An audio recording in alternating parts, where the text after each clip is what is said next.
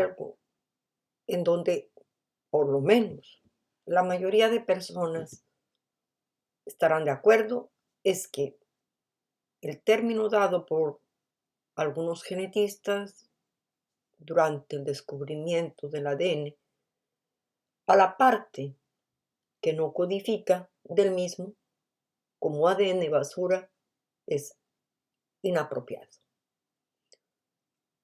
Y fundamentalmente, para entender el por qué es inapropiado, y este título se puede decir es un error y que ha inducido a error de la concepción, mismo dentro de libros de texto, hay que entrar a analizar qué es este término, a qué parte del ADN se conoce con este nombre y cuáles son, en este momento, las investigaciones que lo implican.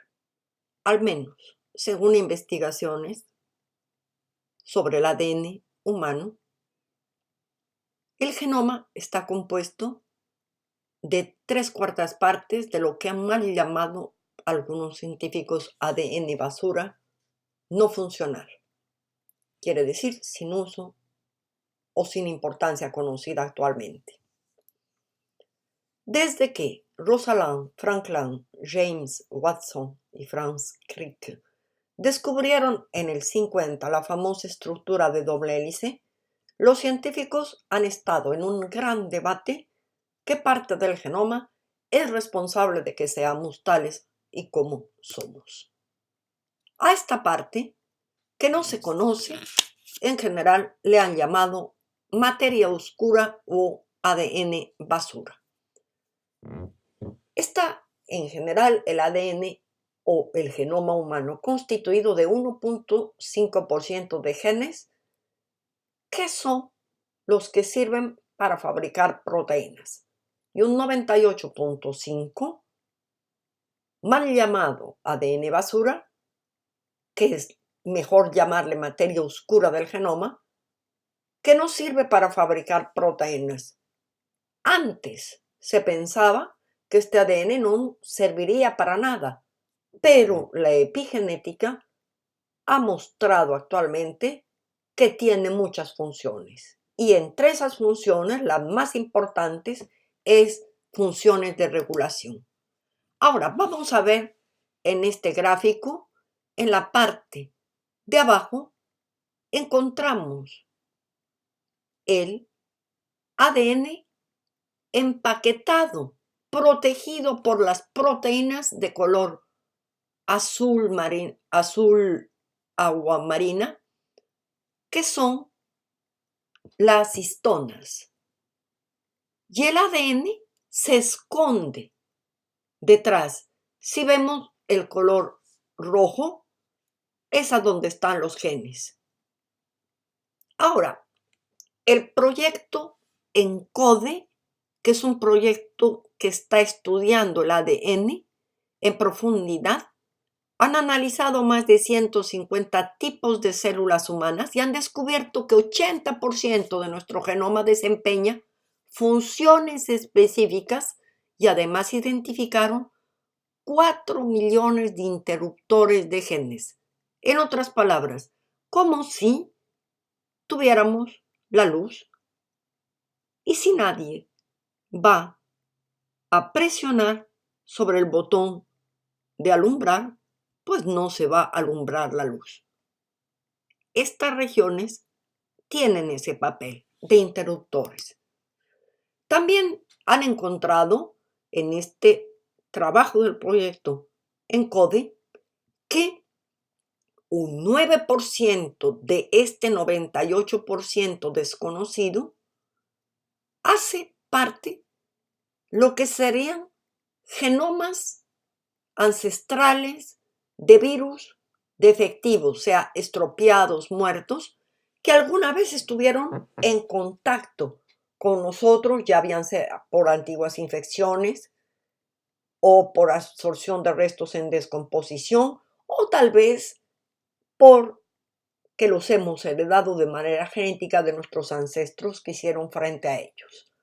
Pero este proyecto también ha encontrado de que alguna vez en la evolución este ADN de origen vírico en una secuencia funcional fue útil para el organismo y su evolución. Aunque se está investigando y se dice por el momento que se trata de acontecimientos muy raros, también daría evidencia de que mismo esta parte del 9% de ADN que está relacionado con virus defectivos puede tener una función en la evolución. Ahora, un 44% de este 98% mal llamado ADN basura está constituido de transposones defectivos. Ya hablamos de los transposones cuando hicimos el programa fundamentalmente del maíz. Os remito a él si acaso no está muy claro qué es un transposón. En general, un transposón, como el nombre lo dice, se puede transponer, poner en otro sitio y puede interrumpir algunos genes, como también puede favorecer la copia de otros. Entonces, en esta parte que la estudió la premio Nobel Barbara McClinton, se encuentran elementos que pueden saltar en los cromosomas e insertar copias de sí mismo. O sea, que no es que sea tan inactivo. Ahora, para que nos quede claro, aquí tenemos un segmento de ADN.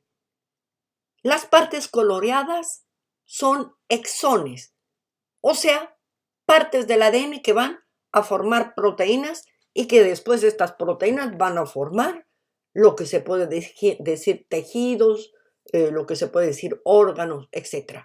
Pero las partes de color negro son los intrones. Estos intrones son secuencias no codificantes que están en medio de los genes que sí son codificantes. Ahora, después de que el ADN se transcribe en ARN, las secuencias correspondientes a los intrones son cortadas. Como lo veremos, son cortadas si no se tiene en cuenta para fabricar la proteína. Los intrones constituyen casi el 30% de nuestro genoma, ya que una vez cortado, estos quedan al interior. Además, como lo dije antes, aquí tenemos exones, en azul intrones, exones, intrones. Como ya lo sabemos, para formar la proteína que va a formarse cuando va fundamentalmente a ser ensamblada en el ribosoma, va a tener que cortarse. Esto se llama splicing, esta parte de los intrones que son los que se van a acumular. Pero en el momento donde se cortan estas partes del ADN que no van a ser traducidas a proteína, fundamentalmente, para que aquí se vaya a formar después los aminoácidos en el ribosoma y se ensamble la proteína, el código de splicing instruye a las células cómo deben mezclar y conjuntar las piezas de ARN para crear una multitud de diferentes proteínas, llamémosle. Ahora, el autor principal del estudio, Yang Wang, de la Universidad de Carolina del Norte, que aparece citado en el artículo de Futuri, diciendo que el elemento de secuenciación o secuenciado tanto en exones como en intrones, que puede regular el proceso de splicing, pero que el 90% de la secuencia está oculta en los intrones de los genes. O sea, en otras palabras, mismo dentro de la formación de proteínas, estos intrones que hacen parte de ese 98% mal llamado ADN basura tienen una importancia fundamental según el científico Yang Wang. Científicos españoles descubren que el ADN basura, mal llamado, determina la evolución del cáncer. El 98% de este material genético humano, hasta hace poco considerado como mal llamado basura, pues va a tener que ver en la evolución de un cáncer. En el pasado, los científicos defensores del darwinismo fueron los que propusieron esta, se puede decir, manera de denominar al ADN no codificante. ¿Hasta qué punto los intrones son o no funcionales? Sería mejor la pregunta. Y el debate en el que desde el lado darwinista se había estado sosteniendo firmemente que se trataba principalmente de basura inútil, se ha demostrado que no está a su favor. ¿Por qué? En el artículo Jung, DNA, Raíz, Ensemble, Instrucción, el ADN basura oculta instrucciones de montaje. Explica que tanto los exones, las partes del gen que determinan una secuencia aminoácido, como los intrones, las secciones intercaladas, como ya lo mostramos, que se eliminan durante el ensamblaje de las proteínas, afectan a la manera en que se juntan y ensamblan los genes, que en alguna parte de la evolución, y esto es fundamental en la investigación, un porcentaje de este 9% de lo que es el genoma vírico posiblemente se ha convertido en una secuencia funcional de nuestro genoma. Esto es objeto de gran investigación, puesto que podría explicar algunos saltos de carácter cualitativo que ha hecho el hombre con respecto a otras especies. Ahora, fundamentalmente, tenemos que decir que es parte de ese estudio del genoma humano que comenzó a poner al hombre en su sitio, con bases científicas, con resultados. Primero, dándole el primer anuncio. Nuestro genoma no es más importante que el genoma, a veces, de muchos invertebrados.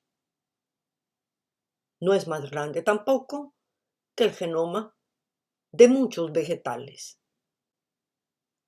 Situando y resituando al hombre en su sitio, pero desgraciadamente se continúa con esta visión y todo lo que no tenga una utilidad inmediata se trata de descartar. No es correcta, tal vez, esta manera de plantear las cosas. Y aquí tenemos un ejemplo con este mal llamado ADN basura, que de basura no tiene nada, como lo hemos visto en el programa. Llamar a una modestia sería necesario, porque a veces el cambio está en nuestra manera de pensar. Con esto me despido. Os agradezco a todas las personas que han comprado el libro y también invito a las personas que quieren hacerlo y que no se encuentran en España a seguir esta instrucción. Con esto os agradezco, como siempre, y me despido hasta el próximo programa. Gracias. Me permito informar para las personas que están fuera de Europa que por Amazon.es no es posible hacer transacciones. Además, tampoco se puede hacer transacciones por amazonas.com, que sería la parte correspondiente a Estados Unidos, Canadá y México, puesto que no hay compatibilidad y para América Latina no existe el servicio. Por esta razón, las personas que quieren procurarse el libro que se encuentran en México, en Perú o en un país de América Latina, pueden hacerlo de la manera siguiente: pagar por PayPal me/ONG script FR la suma correspondiente al libro, y una vez que se haya hecho esta consignación, informarme al correo cm45631416@gmail.com, su dirección y que está hecho el pago.